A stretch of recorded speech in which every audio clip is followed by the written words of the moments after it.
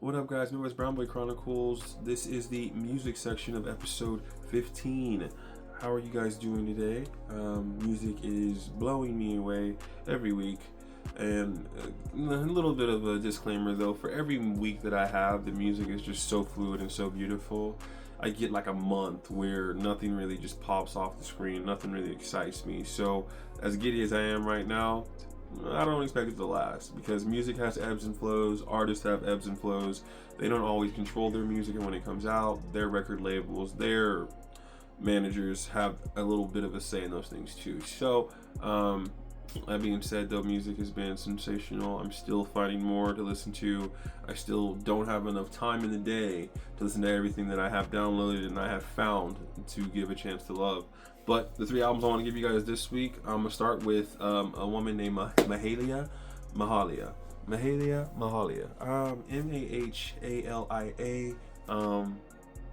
R&B, R&B. This album feels like she went a little bit of dancehall, a little bit of Afro pop. Tried to find a little bit of island in her, and it was still pretty good. 7-song EP. It's called Lover Girl, LUVERGIRL, all one word. 7-song EP, Afro beats, Afro pop, all of it really works together. Favorite song on the EP is Testing. It just has the accumulation of what this EP wanted to be and what Mahalia's voice is by herself. I feel like it's Mahalia. I don't think it's Mahalia. I think it's Mahalia, but I'm not sure. But her voice is beautiful. Testing is a very good song. I have been playing it every day for the last 6 days. And not just once or twice. If I sit down for a new hangout, for a new moment in my house, in my day, Testing will come on my phone. When I was at work earlier today, Testing came on before I got really into it, just because it's one of those that just sounds beautiful. So Mahalia, Lover Girl, Testing is the song to start on that EP. Every other song can follow as it goes. Testing is the one you need to play first. Tell me what you guys think about that one, but that is the first one I want you guys to listen to.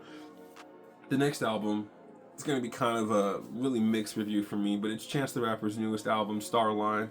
I'm a big Chance fan. I've been a big Chance fan.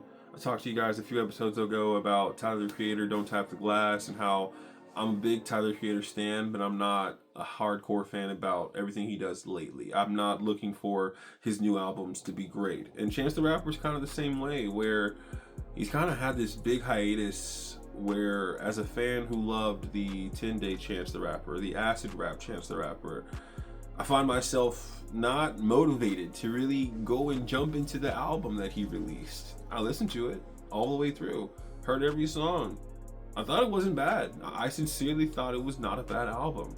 But I look at you guys right now and say, I can't name a song off the album that I loved. I can't name a song off the album that I hated either, though. I can't find a reason to not like the album, to delete it off my phone, to say I won't give it a chance. I still love Chance the Rapper, so I'm gonna give this album a chance. But that being said, it just feels like he's kind of soured the love that we had for him as Chance fans. People who just love the man, love all the random things he does.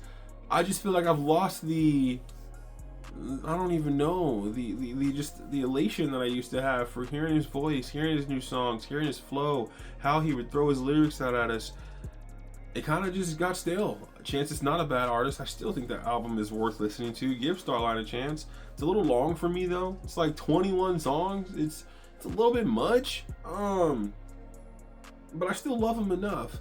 I think the biggest problem has been, as a fan of him, I mean, after we got acid rap, we had 4 years. Then we got The Social Experiment with, the album with The Social Experiment, Donnie Trumpet and all of them, which was amazing. I really did enjoy it. And then he gave us 3, the one that has Chance's face with the hat, that has Juke Jam and How Great, and a lot of songs I really did like, but it also felt like it was kind of forced. And the biggest one that we talk about that kind of, I feel like, me included, drove us away from giving Chance a real chance, pun intended, was The Big Day.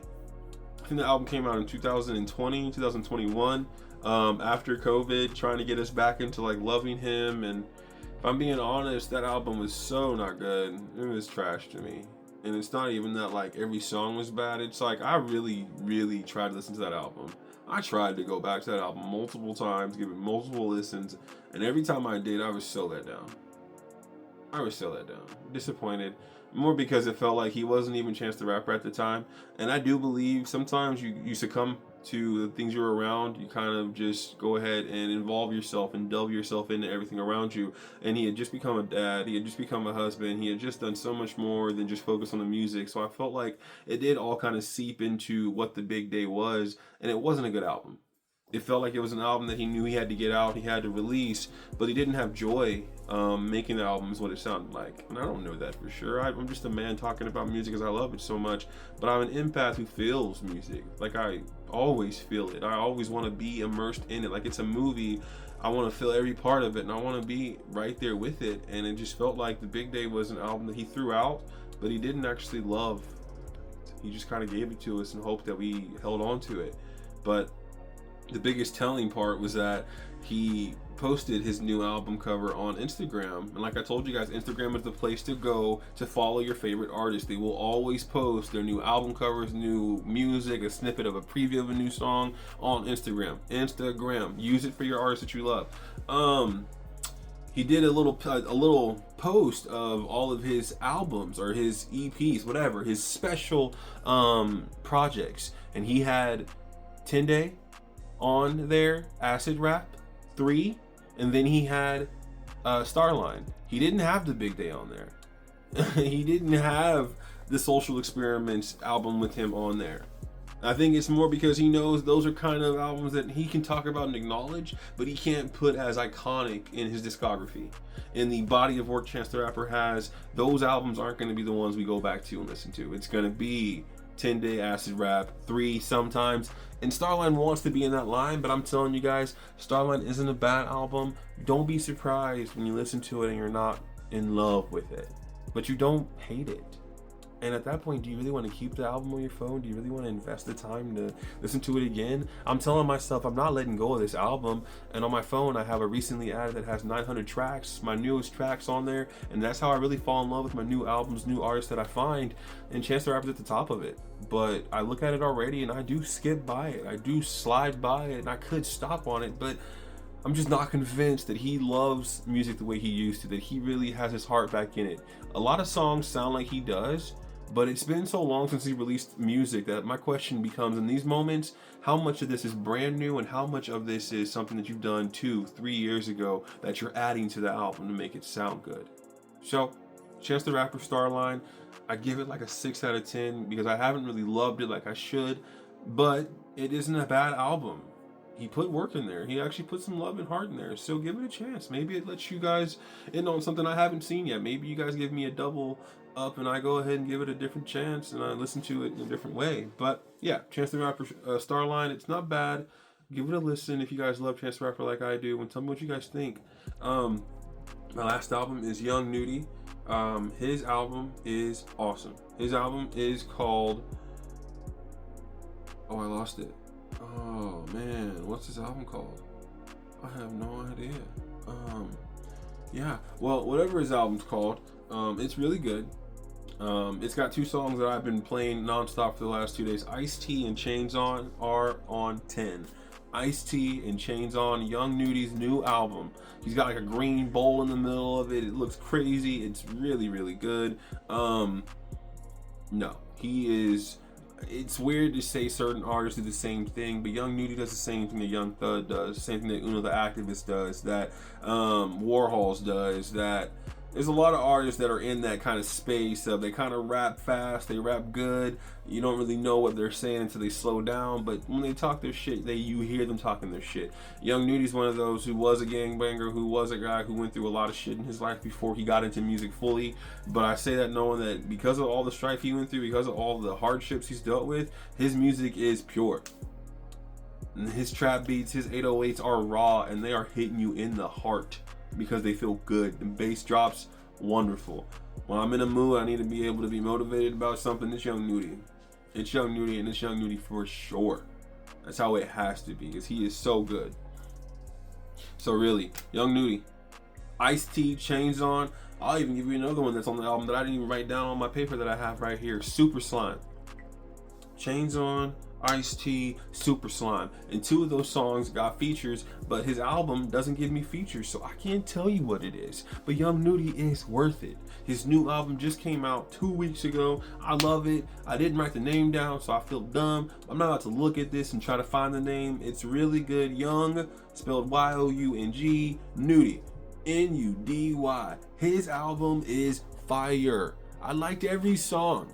But I keep going back to Ice-T and Chains On because those ones hit my bass in my car, in my house, in my brain. Fire. Young Nudy, Ice-T, Chains On. Give it a chance.